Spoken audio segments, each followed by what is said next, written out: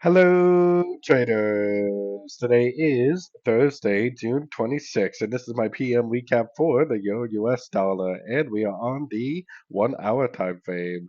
So this morning I was saying that the 78% was my next big area of resistance, which we didn't quite get it, but we definitely close enough for me to call that a hit, especially because this is a daily time frame Fibonacci level. Now we went up, we grabbed that Fibonacci level, we went down.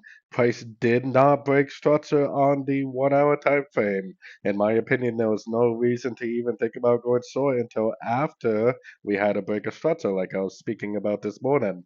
Now, more than likely, we probably are going to do a double top right here. Normally you get that 3, 4, 5 shape if you're talking about Elliot wave and then a break of structure, if that really is going to potentially be a top.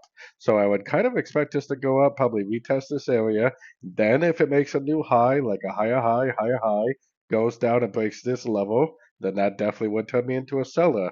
Now, if it makes a lower high, then I would have to keep my structure level right here to become a seller because it could potentially go back down to this area, make a higher low again, and continue back up.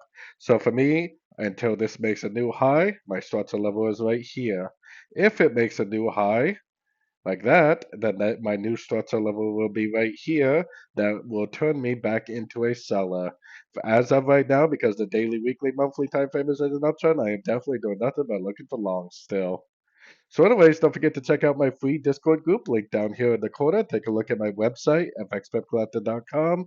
And as always, thank you for watching and happy trading.